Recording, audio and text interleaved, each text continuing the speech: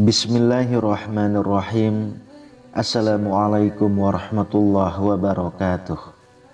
Syukur alhamdulillah kita bisa berjumpa lagi di channel ini. Sholawat dan salam selalu dan tetap tercurahkan kepada junjungan kita Nabi besar Muhammad sallallahu alaihi wasallam. Allahumma sholli ala sayyidina Muhammad wa ala ali sayyidina Muhammad. Harapan dan doa saya semoga saudaraku semuanya selalu diberikan kesehatan, dilapangkan rezekinya, diampuni dosa-dosanya, dan dipanjangkan umurnya. Amin ya rabbal alamin. Sahabat beriman yang dirahmati Allah, akhir zaman digambarkan oleh Rasulullah Shallallahu Alaihi Wasallam sebagai seburuk-buruknya fase kehidupan yang dialami umat manusia. Pada saat itu fitnah bertebaran di mana-mana, kemungkaran merajalela, kezoliman dan penindasan tak lepas dari mengintai kaum muslimin. Kondisi itulah yang kemudian sangat dikhawatirkan oleh Rasulullah akan menimpa umatnya di kemudian hari. Oleh karena itu, dalam sejumlah hadis, beliau begitu mewanti-wanti umat Islam agar berhati-hati dan berpegang teguh pada agama dalam menghadapi fitnah akhir zaman tersebut. Berikut di antara hadis-hadis Nabi Shallallahu Alaihi Wasallam mengenai kondisi umat akhir zaman yang membuat beliau sangat khawatir hingga menjelang wafatnya. Beliau tak lepas dari mengingat umatnya. Yang pertama adalah latah terhadap budaya Barat. Kondisi pertama yang Nabi Shallallahu Alaihi Wasallam khawatirkan terhadap umat akhir zaman adalah latah terhadap budaya Barat. Hal ini sudah jauh-jauh hari Rasulullah Shallallahu Alaihi Wasallam sampaikan melalui hadisnya. Dari Abu Sa'id Al-Khudri radhiyallahu anhu, ia berkata bahwa Rasulullah Shallallahu Alaihi Wasallam bersabda, "Engkau akan mengikut jejak langkah umat-umat sebelummu, sejengkal demi sejengkal, sehasta demi sehasta, sehingga jikalau mereka masuk ke lubang biawak sekalipun, kamu akan mengikuti mereka." Sahabat bertanya, "Ya Rasulullah, apakah Yahudi dan Nasrani yang engkau maksudkan?" Nabi Shallallahu Alaihi Wasallam menjawab, "Siapa lagi?" Hadis riwayat Muslim. Lalu yang kedua, menjual agama demi dunia. Hal selanjutnya yang membuat Rasulullah Shallallahu Alaihi Wasallam khawatir terhadap umatnya di akhir zaman adalah menjual agama demi duniawi. Dari Abu Hurairah radhiyallahu anhu, ia berkata bahwa Rasulullah Shallallahu Alaihi Wasallam bersabda, "Akan keluar pada akhir zaman orang-orang yang mencari keuntungan dunia dengan menjual agama. Mereka berpakaian di hadapan orang lain dengan pakaian yang dibuat daripada kulit kambing, atau berpura-pura zuhud dari dunia untuk mendapat simpati orang ramai, dan perkataan mereka lebih manis daripada gula, padahal hati mereka adalah hati serigala. Allah Subhanahu wa Ta'ala berfirman kepada mereka, 'Apakah kamu tertipu dengan kelembutanku, ataukah kamu terlalu berani berbohong kepadaku? Demi kebesaranku, aku bersumpah akan menurunkan suatu fitnah yang akan terjadi di kalangan mereka sendiri, sehingga orang-orang alim atau cendekiawan pun akan menjadi bingung.' Hadis riwayat Tirmizi. Yang ketiga, kefasikan merajalela. Hal selanjutnya yang membuat Rasulullah Shallallahu Alaihi Wasallam khawatir terhadap umat di akhir zaman adalah merajalelanya kefasikan di tengah masyarakat. Dari Abu Hurairah radhiyallahu anhu, ia berkata bahwa Rasulullah Shallallahu Alaihi Wasallam bersabda, "Bersegeralah kamu beramal sebelum menemui fitnah atau ujian berat seumpama malam yang sangat gelap. Seseorang yang masih beriman pada waktu pagi, kemudian pada waktu petang dia sudah menjadi kafir. Atau seseorang yang masih beriman pada waktu petang, kemudian pada keesokan harinya dia sudah menjadi kafir.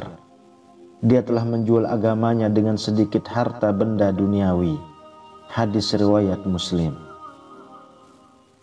Yang keempat, merebaknya para pendusta dan pengkhianat umat.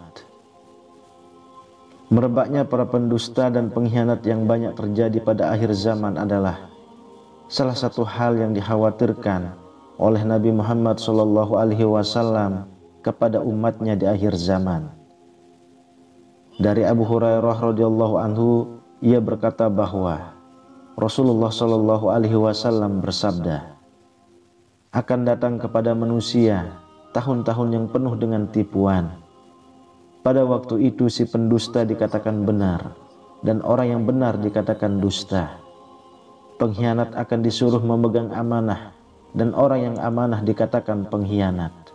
Dan yang akan berkesempatan berbicara hanyalah golongan Ruwaibidah. Sahabat bertanya, apakah Ruwaibidah itu wahai Rasulullah? Nabi SAW menjawab, orang kerdil, hina, dan tidak mengetahui bagaimana hendak mengurus umat. Hadis riwayat Ibnu Majah. Yang kelima, umat Islam diserang dari berbagai arah.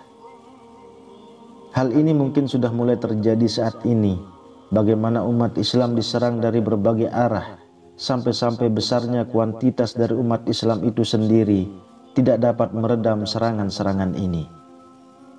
Dari Sauban radhiyallahu anhu, ia berkata bahwa Rasulullah SAW bersabda, hampir tiba suatu zaman di mana bangsa-bangsa dari seluruh dunia akan datang mengerumuni kamu, bagaikan orang-orang yang kelaparan mengerumuni bekas hidangan mereka. Maka salah seorang sahabat bertanya, apakah karena jumlah kami sedikit pada hari itu? Nabi SAW menjawab, bahkan kamu pada hari itu amat banyak, tetapi kamu umpama buih di lautan, dan Allah akan mencabut rasa gentar terhadap kamu daripada hati musuh-musuh kamu. Dan Allah akan melemparkan ke dalam hati kamu penyakit wahan.